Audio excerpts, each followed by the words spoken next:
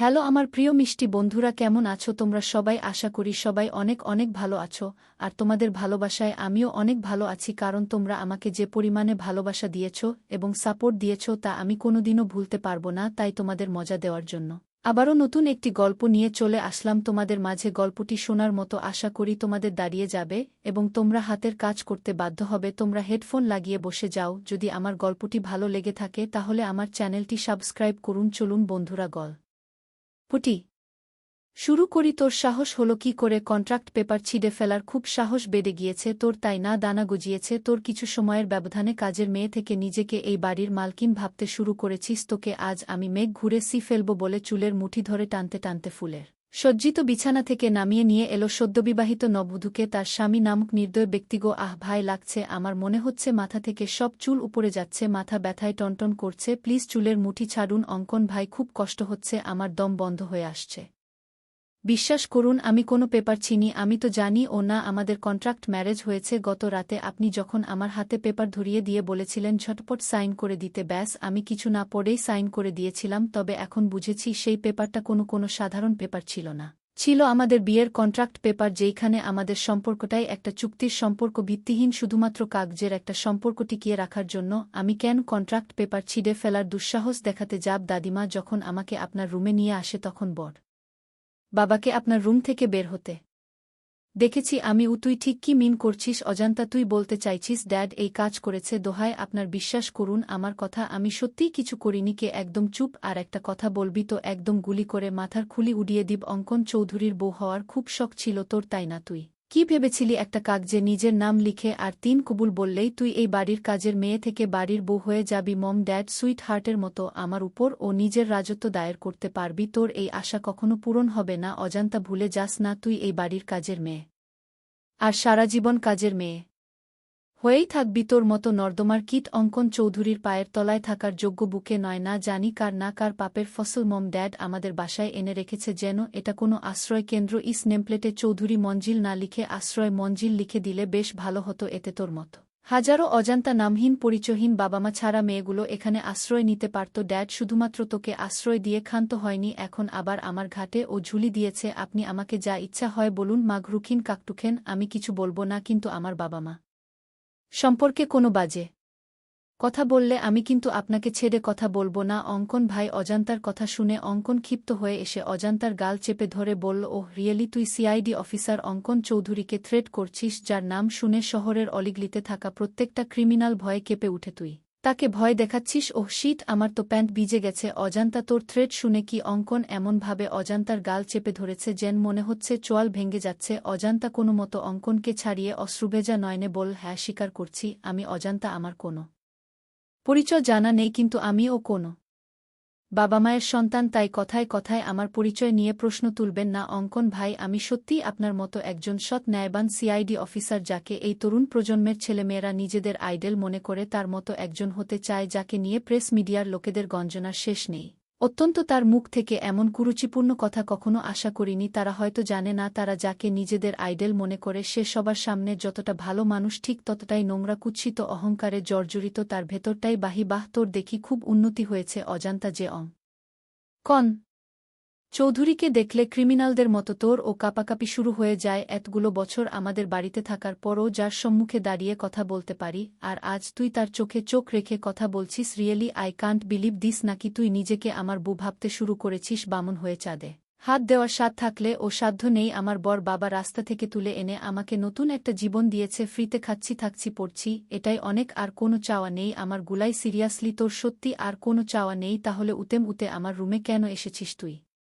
বেরিয়ে যা আমার রুম থেকে, তোকে সহ্য হচ্ছে না আমার। ও আমাকে নিয়ে যদি আপনার এতই সমস্যা তাহলে কেন বিয়ে করলেন? আমাকে কেন বিয়ে নামক একটা চুক্তির মিথ্যা সম্পর্কে জড়িয়ে দিয়ে আমার জীবনটা নষ্ট করে দিলেন কেন? অঙ্কন ভাই কেন এসব প্রশ্ন আমাকে না করে তোর নিজেকে কর, উত্তর পেয়ে যাবি। ড্রামাবাজ মহিলা নিজে নাটক সাজিয়ে বোরডক বাবার একমাত্র ছেলে, শহরের নামকরা একজন সিআইডি অফিসারের গলায় ঝুলে পড়ে এখন আবার আমাকে জিজ্ঞেস করছে কেন বিয়ে করলেন? It's all big of you. আমি কোনো না, stop all this sense, don't say anymore, just get out from my room বলেই অজান্তার হাত ধরে টানতে টানতে দরজার কাছে নিয়ে এসে দেখল দরজা বাইরে থেকে লক করা মুহূর্তের মধ্যেই অঙ্কনের হাত মুষ্টিবদ্ধ হয়ে এলো, কপালে চিন্তার স্পষ্ট ছাপ দেখা গেল। নিজের রাগ কন্ট্রোল করতে না পেরে দরজায় পরপর 2-3টা লাথি মেরে দিয়ে বল, ড্যাম ইট, কার এত বড় সাহস হলো আমার রুম বাইরে থেকে লক করার। অঙ্কনের কর্মকাণ্ডে আতঙ্ক হয়ে অজান্তা বলল, আপনি দয়া করে শান্ত হন অঙ্কন ভাই, আমি বড়মা বা দাদিমাকে ডাকছি, তারা এসে দরজা খুলে দিলে আমি এক্ষুনি বেরিয়ে যাব রুম থেকে। অজান্তা সবে বর্মাকে ডাক দিতে যাবে তার আগেই কন ড্রয়ার থেকে একটা করে অজান্তার কপালে ঠেকিয়ে বল, ভুলে ও এই কাজ করতে যাবি না। অজান্তা, এই 4 দেয়ালের মধ্যে যা হয়েছে ভুলে ও যদি মম ড্যাড বা সুইট হার্টের কর্ণপাত হয়ে, ট্রাস্ট মি, একদম গুলি করে তোর মাথার খুলি উড়িয়ে দিব তারা, জেন খুনাক্ষরে ও আমাদের কন্ট্রাক্ট ম্যারেজের বিষয়ে এমনকি আমাদের মধ্যেকার দূরত্ব বুঝতে না পারে। অজান্তা চোখের পানি মুছে ঠোঁটে তাচ্ছিলের হাসি ঝুলিয়ে বলল, ড্রামাবাজ আমি না অঙ্কন ভাই, ড্রামাবাজ তো আপনি নিজেকে কি আমি ভাবে প্রেস মিডিয়া পরিবারের সদস্যদের কাছে উপস্থাপন করেন, অথচ সামান্য একটা মেজেকেই মান দিয়ে জানেন না। আবার বলছেন আপনি যেভাবে সবার সামনে ভালো মানুষ হয়ে থাকার নাটক করেন, ঠিক একইভাবে আমাকে ও আপনার পরিবারের সদস্যদের সামনে সুখী কাপলের নাটক করতে এসব নাটক আপনার সাথে যায়। অঙ্কন ভাই, আমার মতো কাজের মেয়ের সাথে না গিয়ে লিসন, তোর ওই ননস্টপ বকবক শোনার টাইম বা ইচ্ছা কোনটাই আমার নেই। তুই বিছানায় বসে আমার বিছানা নোংরা করে দিয়েছিস, এখন ঝটপট বেডশিট চেঞ্জ করে দিয়ে আমার চোখের সামনে থেকে সরে জাগে। অজান্তা বেডশিট চেঞ্জ করে দিয়ে বলল, আপনি নিজেই তো দেখলেন বাইরে থেকে লক করা, তাহলে আমি রুমের বাইরে যাব কিভাবে আর কোথায় বা ঘুমাবো আমি?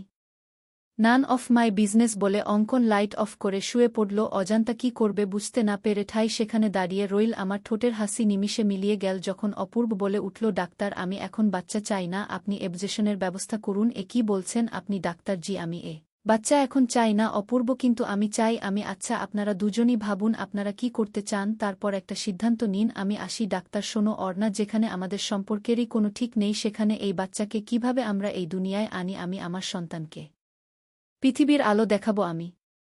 তোমাকে আজও আমার স্ত্রী হিসেবে মানতে পারিনি, আমার কাছে তুমি সেই গাইজা বুই। আমি পারব না এই সন্তানকে অ্যাকসেপ্ট করতে, যেখানে তোমাকেই আমি এখনও অ্যাকসেপ্ট করতে পারিনি সেখানে এই সন্তানকে গ্রহণ করা আমার পক্ষে কোনোভাবেই সম্ভব না। তাহলে আপনি কি চান? আমি চাই তুমি বাচ্চাটাকে এবয়েশন করে ফেলো। আমি যদি কোনোদিন তোমাকে স্ত্রী হিসেবে মনে জায়গা দিতে পারি তবে তখন বাচ্চার চিন্তা করা যাবে, এখন নয়। এটাই আপনার শেষ কথা? হ্যাঁ, এটাই আমার শেষ কথা। আমার সাথে থাকতে হলে এই সন্তান তুমি রাখতে পারবে না। ভেবে দেখো এখন তুমি কি করবে সারারাত? ভাবলাম আমি কি করব, স্বামীর সংসার করব নাকি করব আমার সন্তানকে হত্যা? সকাল হলো। অর্ণা, অর্ণা কোথায় তুমি? সারা বাড়ি খুঁজে অপূর্ব শুধু একটা চিঠি পায়। অপূর্ব, আমি জানি আপনার পক্ষে আমার এই গর্বের সন্তানকে মেনে নেয়া সম্ভব না, কিন্তু আমি মা হয়ে কি করে আমার সন্তানকে হত্যা করব বলতে পারেন? তাই আমি এ সংসার ছেড়ে আমার সন্তানকেই বেছে নিলাম। আপনি ভালো থাকবেন, আর আমার বিশ্বাস একদিন আপনি আপনার ভুল ঠিকই বুঝতে পারবেন আর আপনি আমার সন্তানকে মেনে নিবেন। আর একটা কথা, জানি না কখন কিভাবে আমি আপনাকে ভালোবেসে ফেলেছি, খুব বেশি ভালোবাসি আপনাকে আমি। অপূর্ব, নিজের খেয়াল রাখবেন। ইতি। আপনার গাইজা বু কেটে গেল একটা মাছ। অপূর্বের কোনো খবর নেই। আমি আমার বাবার বাড়িতে চলে আসি। অপূর্বের মা বাবা আমার খবর নিলেও অপূর্ব আমার কোনো খবর নেয় না। অপূর্বের বাবা মা আমার যথেষ্ট খেয়াল রাখেন, খোঁজখবর নেন। এদিকে আমার আম্মু আব্বু আমার খুব যত্ন নিচ্ছেন। এখানে একটা স্কুলে আমি বাচ্চাদের পড়াই, বাচ্চারা আমাকে খুব ভালোবাসে। ওদের মুখ দেখেই নিজের কষ্টগুলো কিছুটা ভুলে থাকি। দিন যাচ্ছে, সময় চলে যাচ্ছে, আর আমি শুধু অপেক্ষায় আছি অপূর্বের কবে অপূর্ব আমায় একটা ফোন দিয়ে জিজ্ঞেস করবে আমি কেমন আছি, কিন্তু ও আমার কোনো খবর নেয় না। দেখতে দেখতে কতগুলো মাছ কেটে যায়, অপেক্ষার প্রহর গুনতে গুনতে, তবুও সে আসে না। আমার ডেলিভারি ডেট চলে আসে। আজ আমার সিজার হবে। জানি না আমি বেঁচে ফিরব কিনা, দেখতে পারবো কিনা আমার মেয়ের মুখ। ও হ্যাঁ, আমার মেয়ে হবে। কিছুদিন আগে আমার হঠাৎ করেই পেটে ব্যথা হয়, তাই আলট্রা করা লাগে। আলট্রা করার পর জেনেছিলাম আমি কন্যা সন্তান জন্ম দিব। অনেক খুশি হয়েছিলাম আমি, কিন্তু হঠাৎ করেই মনে হলো আমার মেয়ের জীবনটা তো আবার আমার মতো হবে না। না, আমার মেয়েকে আমি স্মার্ট করে তুলব, শিক্ষিত করে তুলব, কেউ যেন ওর দিকে আঙ্গুল তুলতে না পারে। ওকে নিয়ে আমার অনেক স্বপ্ন। মা মেয়ে কত খেলা করব, ও যখন বড় হবে এক রঙের জামা পরব, ছোট্ট ছোট্ট ঝুঁটিতে, কতই না অপূর্ব লাগবে আমার মেয়েটাকে। ওর হাত ধরে আমি স্কুলে নিয়ে যাব, নিজে হাতে ধরে। ও ইসি মেয়ে, অন্তত আমার দুঃখ বুঝবে, সব দুঃখ এক চুমুতেই দূর করে দিবে আমার। ওর মুখের হাসির মাঝে খুঁজে নেব আমি আমার নতুন আমিকে। একটু পরেই আমাকে অটিতে নিবে। অপেক্ষা করছিলাম অপূর্বের। আজ অন্তত ও যদি আমাকে একটু দেখতে আসতো, ওকে খুব দেখতে ইচ্ছে করছে। নানু ভাই, আমি আসছি তোমার পিছু পিছু। তোমার নানিমা তো বুড়ি হয়ে গেছে, তাই আর পারে না দৌড়াতে। কি আমি বুড়ি হয় গেছি নিজের দিকে তাকান, চুল সাদা হতে শুরু করেছে, তা তো একটু আকটু হবেই, দুদিন পর নাতনি বিয়ে দেব, এখনও কি আমাকে ইয়াং থাকতে বলো? আচ্ছা আমি যাই রান্নাঘরে, তুমি তোমার নাতনি সামলাও। নানুভাই আসতে পড়ে যাবে তো, কিচ্ছু হবে না আমার নানাভাই, এবার ভুম করে আমার কাছে চলে আসো। তো ভুম, আমি এসে গেছি নানা ভাই, এই তো আমার নানা ভাই এসে গেছে, এবার চলো ঘরে যাই, নানিমা নইলে বকবে। আচ্ছা চলো। অনু অপূর্ব আর অর্ণার মেয়ে, ওর এখন 6 বছর বয়স, দেখতে ঠিক মায়ের মতো হয়েছে, সেই চোখ সেই নাক সেই চুল, শুধু মায়ের মতো শান্ত হয়নি, হয়েছে একদম দুরন্ত। 6 বছর বয়সেই সে পুরো বাড়ি মাথায় করে রাখে, নানা নানিকে একটু শান্তিমতো বসতেও দেয় না, ঘুমানোর মুহূর্ত ছাড়া সারাক্ষণ সারা বাড়ি চঞ্চলতায় মাতিয়ে রাখে। এ বছরই স্কুলে ভর্তি হয়েছে অনু, স্কুলেও সে দুরন্ত, মায়ের ঠিক উল্টো। দাদা দাদু বলেছেন ওর বাবাও নাকি ছোটবেলায় এমন দুরন্ত ছিল, হয়তো বাবার দুরন্তপনাটা পেয়েছে। তুই কি একটু চুপ করে বসতে পারিস না? তুই কি একটু চুপ করে বসতে পারিস না? দেখো আবার মুখে মুখে তর্ক করে ভেঙচি কাটে। তর্ক কি নানা ভাই? নানু কি বলে তর্ক হচ্ছে? কথা অপর পিঠে আবার একই কথা বলা, যেটা বড়দের সাথে সাথে বলতে হয় না, বড়দের মুখে মুখে বলতে হয় না। তুমি গুড গার্ল না? ইয়েস, এই তো আমার লক্ষ্মী নানুভাই, আর কখনো নানিমার মুখে মুখে ভেঙচি কাটবে না, ঠিক আছে? আচ্ছা নানুভাই কি? নানুভাই দেখো কারা এসেছেন, ইয়াহু আমার দাদুভাই আর দাদিমা এসেছে। কেমন আছো দাদুভাই? আমি ভালো আছি, তোমরা কেমন আছো? আমাকে তো ভুলেই গেছো, দেখতেই আসো।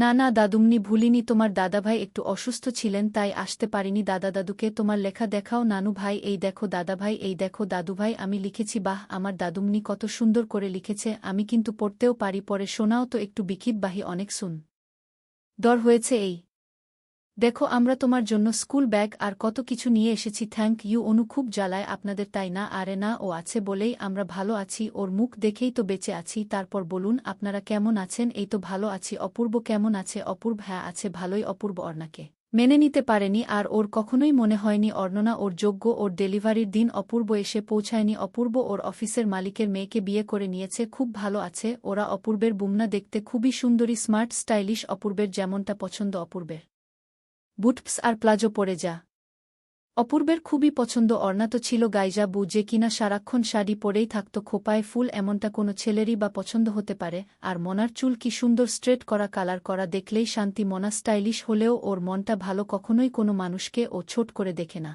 অপূর্বের বাবামাকেও মনা খুব সম্মান করে, প্রায়ই বলে চলে আসুন আমাদের বাসায়, খালি বাড়িতে কি করবেন? কিন্তু অপূর্বের মা বাবা যান না, কারণ অপূর্ব অসুর বাড়িতে থাকে, যেটা ওর বাবা মায়ের একদমই পছন্দ না। অপূর্বের কাছে জীবন মানেই হয়ে মাস্তি, ঘোরাঘুরি, এনজয়। আইফকে নিয়ে রেস্টুরেন্টে ঘোরা, লং ড্রাইভে যাওয়া, খিদে পেলে বাইরে থেকে অর্ডার করে কিনে খাওয়া, শপিং, আড্ডা, ফান, এভাবেই চলছে অপূর্ব আর মনার জীবন। দুপুরের খাবার খেয়ে অনু আর অনুর নানা নানু দাদা দাদু সবাই ঘুরতে বের হয়। সবাই আজ ঘুরবে অনুকে। ওর দাদা দাদু নানা নানু খুব ভালোবাসে অপূর্বর আদর ভালোবাসা না পেলে অনু ওর দাদা দাদুর যথেষ্ট আদর পেয়েছে। অনুর নানা নানুর সাথে ওর দাদা দাদুর খুব ভালো সম্পর্ক। অনু আর সবাই পার্কে ঘুরছে, হঠাৎ করেই পার্কে অপূর্বের সাথে দেখা। অপূর্বের মা সবাইকে দূরে দাঁড় করিয়ে রেখে অপূর্বের সাথে গিয়ে কথা বলে, কিরে তুই এখানে? হ্যাঁ যা, মনাকে নিয়ে ঘুরতে এসেছি।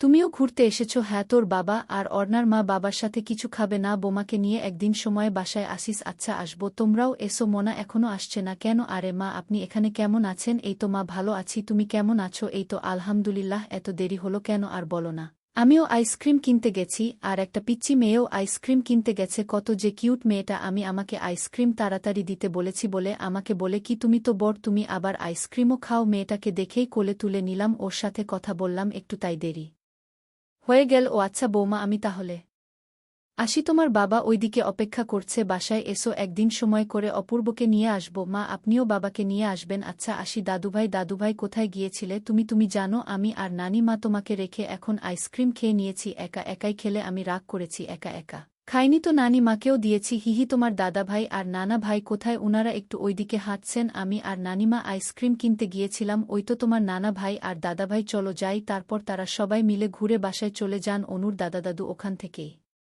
উনাদের কাছ থেকে বিদায় নিয়ে চলে যান। বাসায় গিয়ে ফ্রেশ হয়ে অনু ওর নানিমার কোলে মাথা রেখে শুয়ে আছে। ওর নানা ভাই ওর আঙ্গুল টেনে দিচ্ছে। আজ কত মজা হলো তাই না নানিমা? হ্যাঁ খুব মজা হয়েছে। আজ যদি আমার আম্মু আমাদের সাথে থাকতো কতই না ভালো লাগতো, তাই না নানা ভাই? আমরা আরও বেশি বেশি মজা করতে পারতাম, তাই না? অনুর কথা শুনে অনুর নানা ভাই আর অনুর নানিমা চুপ হয়ে গেলেন, আর অতল এক ভাবনার সাগরে হারিয়ে গেলেন। মিউজিক।